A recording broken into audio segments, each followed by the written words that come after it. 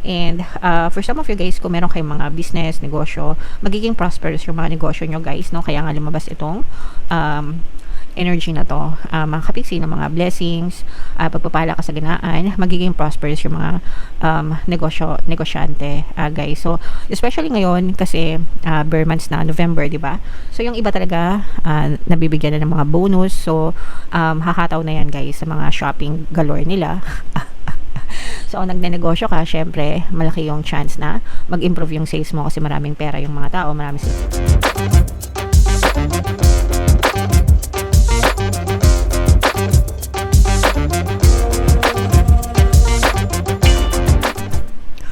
Hello guys, hello Leo. Welcome back to Pinoy Pixie Tarot. Ang pamagat ng episode natin for tonight is mid-month kapalaran para ngayong November 16 to 30 para sa Leo, Sun, Moon, Rising Sign, and Venus. So, unahin natin tong deck na to guys. Tingnan natin yung mga messages para sa inyo mga kapiksi. So, bunutin muna natin guys.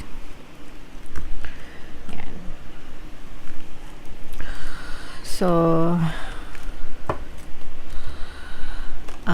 yeah. So, una, mga kapiksi, meron kayong nararamdaman na hindi masyadong maganda sa buhay nyo ngayon, mga kapiksi. So, trust your intuition, guys.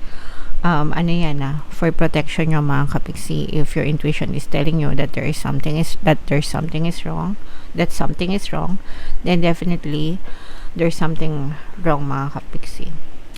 Kasi ginagabayan kayo palagi ng mga gabay nyo sa pamamagitan ng intuition. So, if hindi kayo komportable sa isang tao, bagay, sitwasyon, that's your sign na mag-ingat kayo guys. Okay? So, always mag-ingat.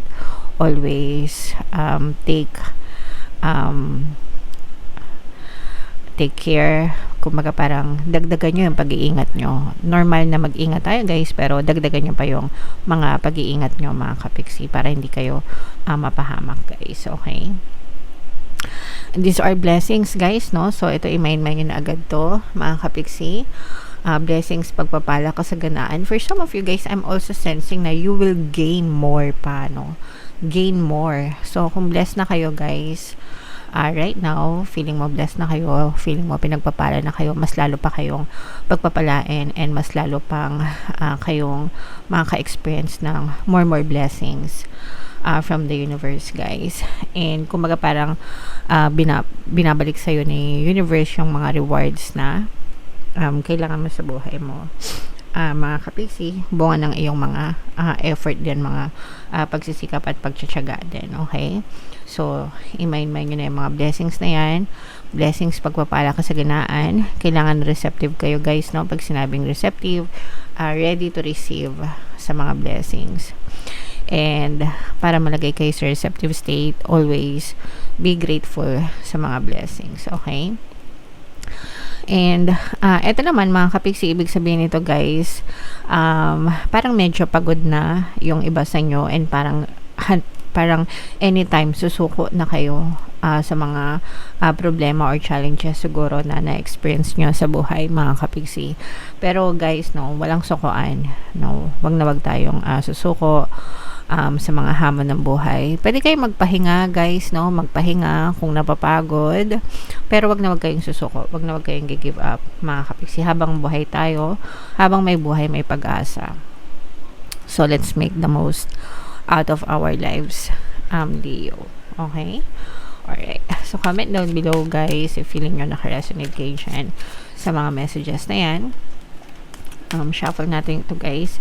Hanapin natin yung energy ng Leo. Habang sinashuffle ko to guys, panoorin nyo muna yung video natin regarding sa ating paano mag-manifest ng abundance video course. Kapiksi, sawa ka na ba sa mga struggles at hirap sa buhay mo? Masipag ka ba at masikap sa buhay ngunit hindi ka pa rin umaasenso? Ilang beses ka na bang nag-attempt mag-negosyo at mag-invest pero palagi ka pa rin nalulugi? Sa pagkakataon na ito ay maaaring may subconscious beliefs ka na nagiging balakid sa iyong pag-unlad at pagyaman. Introducing, paano mag-manifest ng abundance video course. Dito ay matututunan mong ma-overcome ang mga balakid mo para tuluyan ka ng umunlad, umasenso, sumagana, maging matagumpay, successful at maswerte sa iyong kabuhayan, pera, trabaho, negosyo, salapi at kaperahan ng bonggang-bongga. Dali, mag-send na ng email sa pinoypixietarot@gmail.com at simulan na ang iyong pagyaman ngayon. Alright, so sa lahat ng gusto mag-avail ng course guys, naka-flash sa screen nyo. Una, meron tayong paano mag-manifest ng abundance video course, paano mawala ang third party at magkaroon ng harmonious na relationship, and paano pabalikin si ex reverse breakup. Sa mga interesado guys, mag-send lang kayo ng email sa pinoypixietarot@gmail.com. And sa mga naghahanap guys, ang pampaswerte na lucky charms or lucky bracelet, aventuring tsaka citring yung recommended ko, may makikita kayong mga link sa description box guys.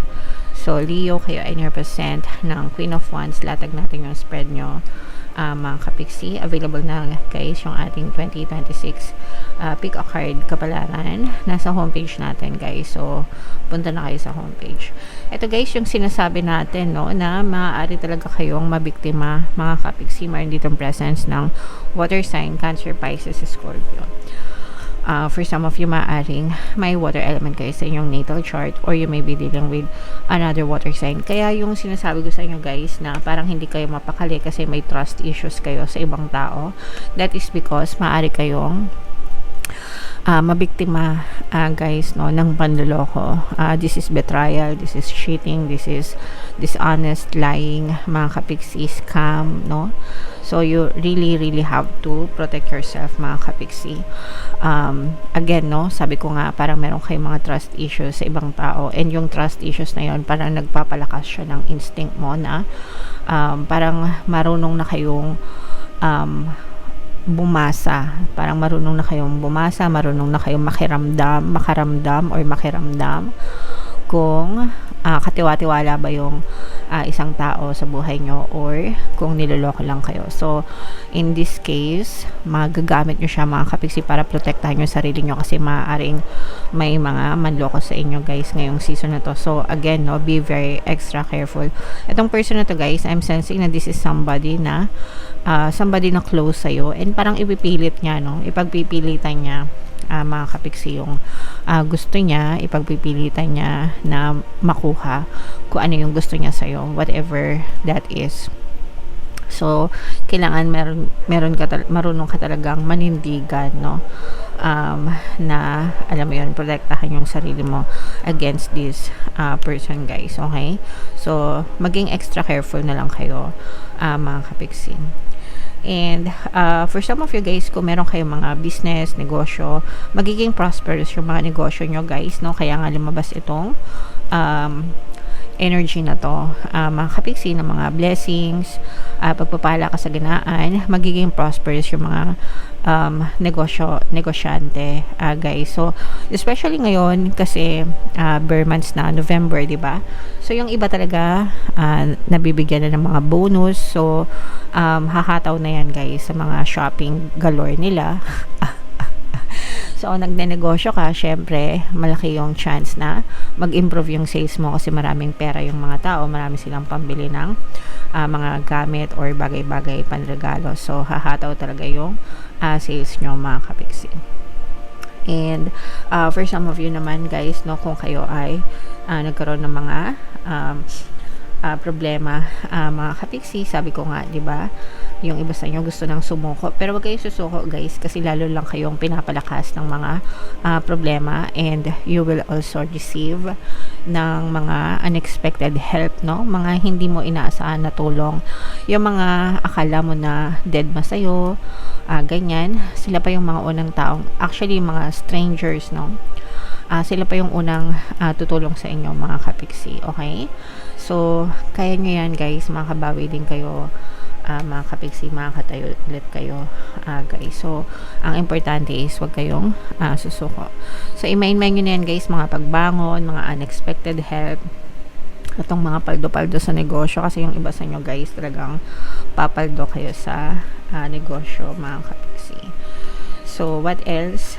Tingnan pa natin, meron ditong presence ng earth signs, Capricorn, Taurus, Virgo. For some of you guys, maaaring may earth element kayo sa inyong natal chart, or you may be dealing with another earth sign. Actually, yung iba sa inyo guys, makakatanggap ng mga love confession Yeah, so love confession ito mga kapiksi, ibig sabihin, maaring may mag-confess sa inyo, maaring meron kayong secret admirer guys, maaring may manligaw sa inyo, may mag-confess sa inyo ng kanilang true feelings or true intention sa inyo, mga kapiksi. For some of you naman guys, maaring reconciliation ito, no, na kung kayo ay nagkaroon ng mga pagtatalo, pag-aaway ng inyong specific person guys, maaari makipagbati yung person mo, susuyuin ka nito ulit at liligawan ka ulit, mga kapiksi.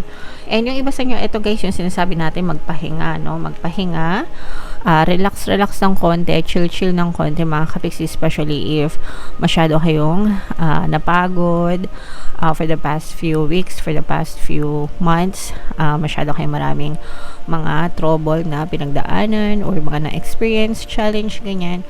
So, mag-me time kayo mga kapiksi and mag-relax kayo ng konti, medyo magpahinga, okay? Alright. So, yan yung inyong mga reading energy for this season.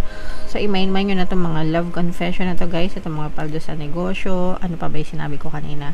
Basta lahat na natandaan nyo na yan guys, i-mind nyo na sa comment section, mga kapiksi. So, bunot tayo ng isa pang card para sa inyong additional na message guys. Ayan no, meditate mga kapiksi. So, ito yung best time no, na mag-meditate, magpahinga, mag-relax guys, para kapag nang may meditate kasi kayo mga kapiksi, napapahinga yung isip nyo, nagsusubside yung momentum of thoughts, kumakalma yung inyong nervous system guys. So, parang nagiging peaceful kayo. Hindi parang nagiging peaceful talaga kayo. So, the more na nagme-meditate kayo, the more na kumakalma kayo, the more na nagiging peaceful kayo. So, kung marami kayong mga challenge or pagsubok, makakatulong ito para kumalma kayo. So, subukan nyo mag-meditate. Dito sa channel natin guys, mayroon tayong Tagalog guided meditation. Ano ba yun? Para mawala ang stress and anxiety. So, ginawa ko talaga yun para makatulong sa mga kapiksi natin na medyo stress sa buhay nila. Hanapin nyo lang sa homepage ng chan lang yung playlist mga kapiksi. Tagalog yun, hindi kayo mahirapan sundin. Okay? Alright.